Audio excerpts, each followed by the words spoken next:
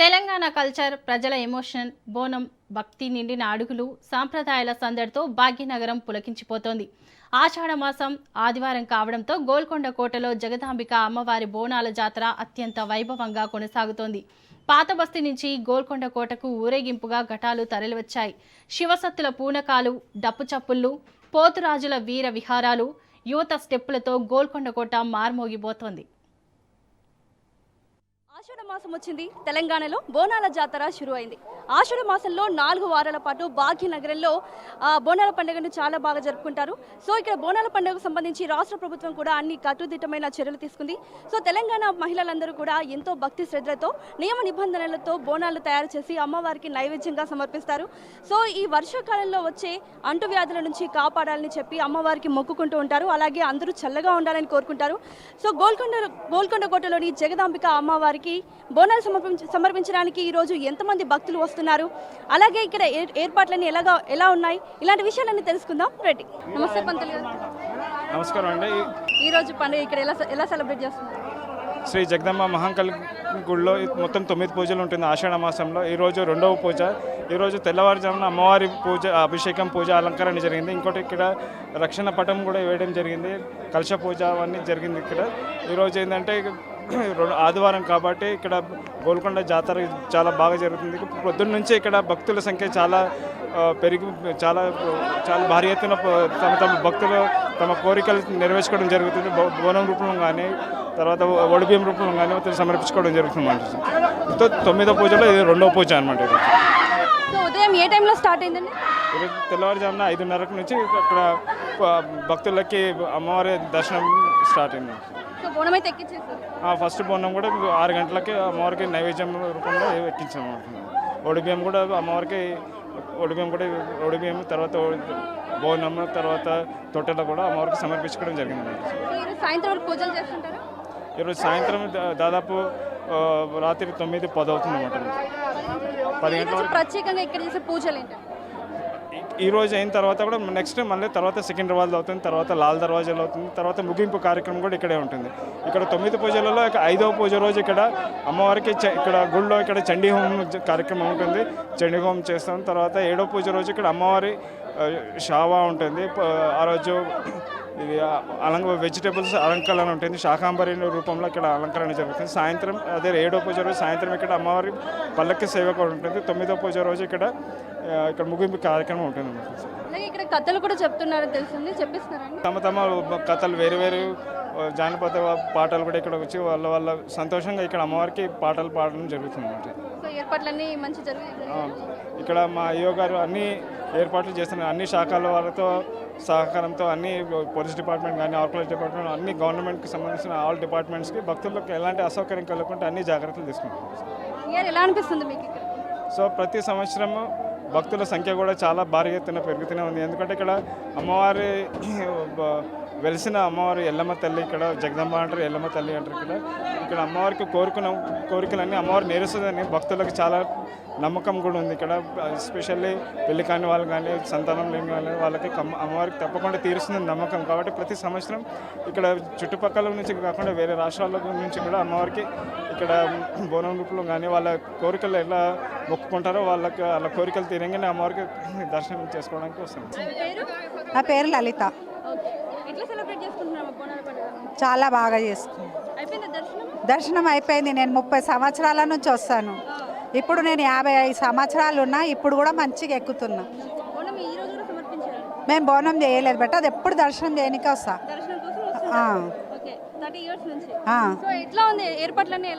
చాలా బాగా చేసి, ఏం ఇబ్బంది లేదు. చాలా మంచిగా వచ్చినాం బెట. దర్శనం మంచిగా అందరు బాగుండాలని అదే కోరుకుంటున్నాం అమ్మ. అందరి పిల్లలు ఉంది జలాలు కాలము అన్ని బాగా కోరుకునే అందుకే చేతగాక 75 ఏళ్ళ నిన్ను ఉమ్మర ఉంది నాది వయసు.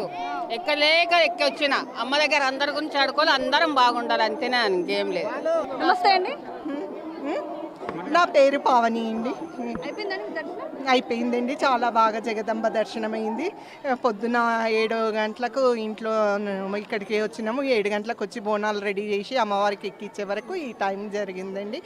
అమ్మవారు చాలా బాగుంటుంది. ప్రతి సంవత్సరం వచ్చి అమ్మవారి దర్శనం చేసుకుంటే ఎంతో సంతోషంగా కనిపిస్తుంది అండి. ఐదారు కూడా నుండి ప్రతి సంవత్సరం వచ్చిపోతాం. దగ్గర 25 సంవత్సరాల నుండి అమ్మవారి దర్శనం చేసుకుంటామండి. కవిత అండి. మీరు కూడా బోనం చేస్తారా? బోనం చేస్తాం. మొత్తం ఒకే ఫ్యామిలీ? ఒకటి ఓకే. మాడబిడ్డ. ఎట్లా ఉప్పుగూడ నుంచి వచ్చారు మేడం. Two families? అవునండి, ఆడపడుచు వదిన. ఎట్లా అనిపిస్తుంది మీకు ఇక్కడ సెలబ్రేట్ చేస్తే? చాలా బాగా అనిపిస్తుంది అండి. పండగ వస్తుందంటే ఒక సంతోషం. అబ్బాబ్బా ఎప్పుడు వస్తుందా, ఎప్పుడు పోయి చేస్తామా అన్నట్టు సంతోషం ఉంటుంది. ఇక పొద్దుగాల ఎప్పుడెప్పుడు లేస్తామా, ఎప్పుడు బోనం చేస్తామా, ఎప్పుడు ఎత్తుకుపోతామా, అమ్మవారికి ఎప్పుడు ఇస్తామా అన్నట్టుగా ఉంటుంది. సో ఆషాఢ మాసంలో బోనాలు స్టార్ట్ అయితే మీరు ఫస్ట్ వీకే బోనాల పండుగ సెలబ్రేట్ అంతే. చేసేస్తారు. మీ కూతురా? హాయ్. హాయ్, సో ఎట్లా అనిపిస్తుంది బోనాల పండుగ? చాలా హ్యాపీ ఉంది. మాది మొత్తం ఇక్కడ తెలంగాణనే, బై బర్త్ ఇక్కడ నుంచే కాబట్టి బోనాలు అంటే చాలా ఇష్టము. ఫేవరెట్ పండుగ అంటే కూడా బోనాలు అని చెప్పొచ్చు మేము. ఇక కజిన్స్ మొత్తం కలిసి ఫుల్ ఎంజాయ్ చేస్తాం ఈ బోనాల పండుగ రాగానే. ఇంకా మాది లాల్ దర్వాజా ఇక్కడ అయిపోగానే మేము అక్కడ కూడా చేసుకుంటాం కాబట్టి ఇంకా ఫుల్ ఎంజాయ్ ఉంటుంది మాకు మొత్తం. రెండు బోనాలు, ఇక బోనాలు ఎత్తుకుంటాము. మావి సో ఆషాఢ మాసం మొత్తం మీరు బోనాలు చేస్తూనే ఉంటారు. లాల్ తర్వాత మహంకాళి, ఉప్పు కూడా మహంకాళి, మొత్తం అమ్మవార్లను దర్శనం చేసుకుంటూనే ఉంటాము. అందరు అమ్మవార్ల దగ్గర తిరిగి బోనాలు చేస్తూనే ఉంటాము. మాది అమ్మవారు తీరుస్తున్నారు కోరికలన్నీ? కంపల్సరీ అమ్మ, ఆమె తీర్చి పెట్టుకుని మేము ఇంత బాగున్నాము. బాగున్నారు, వస్తున్నారు. సో మీరు బోనం తయారు చేస్తారా మరి? చేస్తాము, హెల్ప్ చేస్తాం. నేను మా అక్కనే ఎత్తుకుంటాం బోనాలు. ఎవ్రీ ఇయర్ ఎత్తుకుంటాము. కిందికించి బోనం ఎత్తుకుంటే కూడా జర బరువు అట్లా అనిపిస్తుంది కానీ అనిపించదు. అమ్మవారి దయ ఉంటుంది కాబట్టి మంచిగా ఈజీగా ఎత్తుకొని వచ్చేస్తాము. ఏమంత ఇబ్బంది అనిపించదు? ఏమనిపించదు, మంచిగా ఈజీగా ఎత్తుకొని వచ్చినట్టు. నార్మల్గా నడుస్తేనన్నా జర అలసట అనేది ఉంటుంది కానీ బోనం ఎత్తుకోసి అస్సలు ఉండదు. చాలా హ్యాపీగా కూడా అనిపిస్తుంటుంది. లైక్ మొత్తం మనసు మొత్తం ప్రశాంతంగా అన్నట్టు అనిపిస్తుంటుంది. ఇలాగే మంచిగా సెలబ్రేట్ చేసుకోండి అందరూ. పిల్లలు రాని. హాయ్, పేరు? వెన్నెల. సో ఎప్పుడు వచ్చారు ఇక్కడికి? మార్నింగ్ 8. కదా వచ్చారు. ఎక్కడి నుంచి వచ్చారు? హైదర్గూడ. సో బోనాల పండుగ ఎట్లా అనిపిస్తుంది? Okay, good. ఏం చదువుకుంటున్నారు? ఇంటర్ సెకండ్ ఇయర్ అయిపోయింది.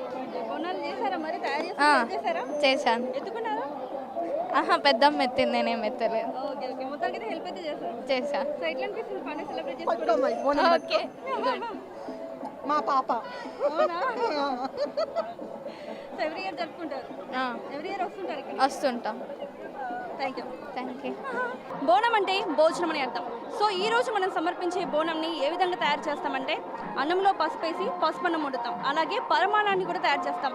పాలు బెల్లంతో పరమాణాన్ని తయారు చేసి ఒక మట్టి కుండలో కానీ రాగి బిందెలో కానీ మనం ఈ పరమాన్నాన్ని పసుపన్నంని వేసి ఒక కుండలో అయితే పసుపన్నం, మరొక కుండలో బెల్లం శాఖని తయారు చేస్తాం. సో ఈ కుండ మీద ఇంకో కుండ పెట్టి ఈ విధంగా పరమాన్నాన్ని, పసుపన్నంని, బెల్లం శాఖని కూడా కుండ మీద కుండ పెట్టి తయారు చేసి ఆ రెండు కుండల పైన కూడా మనం దీపాన్ని పెట్టి అమ్మవారికి నైవేద్యంగా సమర్పిస్తాం.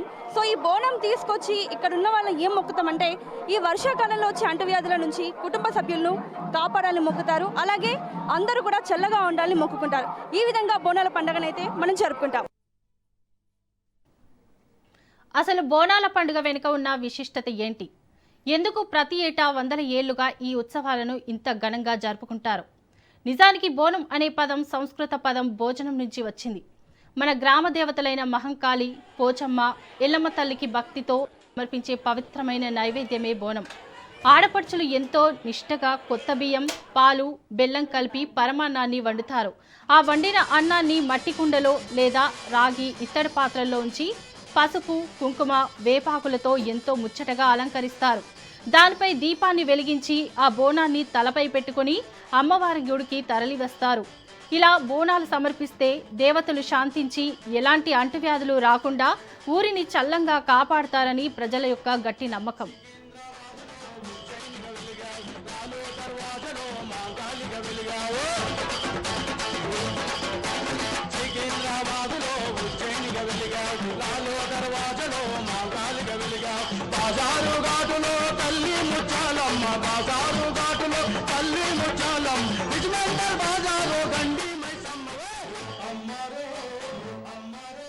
భాగ్యనగరంలో నెల రోజుల పాటు సాగే ఈ ఉత్సవాలు ఎప్పుడు గోల్కొండ కోటలోనే ఎందుకు స్టార్ట్ అవుతాయి?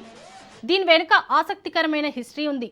చారిత్రకారుల ప్రకారం ఈ పండుగ కాకతీయుల కాలం నుంచే ఉంది. కానీ గోల్కొండలో మొదలవ్వడానికి కారణం 1675లో కుతుబ్ షాహీ పాలకుల హయాంలో చివరి చక్రవర్తి అబుల్ హాసన్ తానిషా వద్ద మంత్రులుగా ఉన్న అక్కన్న మాదన్నలు గోల్కొండ కోటపై ఎల్లమ్మ దేవత కోసం ఒక ఆలయాన్ని నిర్మించారు. అదే ప్రస్తుతం మనం కొలిచే ప్రసిద్ధ జగదాంబిక అమ్మవారి ఆలయం. నాటి నుండి నేటి వరకు అదే ట్రెడిషన్ కంటిన్యూ అవుతోంది. ఆషాఢ మాసంలో వచ్చే తొలి గురువారం లేదా తొలి ఆదివారం నాడు ఇక్కడ బంగారు బోనంతో సంబరాలు మొదలైన తర్వాతే మిగతా నగరంలో బోనాల సందడి షురూ అవుతుంది.